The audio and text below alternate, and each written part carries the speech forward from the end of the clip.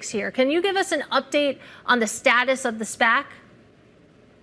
Yes, it's progressing well. We're hopeful to be approved shortly and list the stock on a stock exchange under the ticker XXI. So these things take time. Obviously, we're dealing with the SEC, but I love the attitude of the new administration, and we're hopeful and excited. Yeah, Jack, I wonder what is the plan once the SPAC is approved and starts trading as far as raising capital? You know, obviously, Michael Saylor and Strategy have been very creative, basically inventing their own sort of securities to sell and sort of lever up to buy Bitcoin. What is 21 Capital's strategy once it is up and running in the stock market? To buy as much Bitcoin as we possibly can. We've been successful with convertible bonds to date. That's a fixed income market we'll look to continue to tap. We're excited to have our stock actually listed on a stock exchange, and we'll have an ATM program as well. And then there's a vast array of other options that we're very excited about, and we have an operating company. I think one of the main differentiators between 21 and some of the other businesses is that we plan to build lots of cash flow within the industry itself. I mean, Tether and I come with a vast amount of operating experience. We've built big cash flows within this industry. I mean, Tether specifically.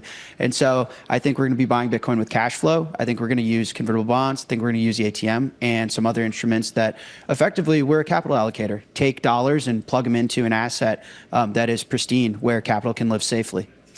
You know, Jack, and obviously Strategy has become famous because by levering up that way with convertible bonds, you know, they're able to trade at quite a big premium to the market value of the Bitcoin that they actually hold. Is that sort of the ambition of 21 Capital as well? And, you know, are you worried about the Jim Chanoses of the world coming in and starting to short you because of that? No, you know what? Listen, I think there's a bit of a misunderstanding here. Let's take a look at Berkshire Hathaway. Warren Buffett, which we all adore as one of the greatest investors of all time, he would raise capital similarly. And his job was to allocate that capital efficiently in businesses. And so as long as he was performing, he was outperforming the dilution, then on a per share basis, he's accruing value to his shareholders. And so what these Bitcoin companies are innovating on is if you're able to take capital that historically is extremely risky. I mean, the dollar's the best performing currency in the history of, the last century, and it's lost 99.5% of its value.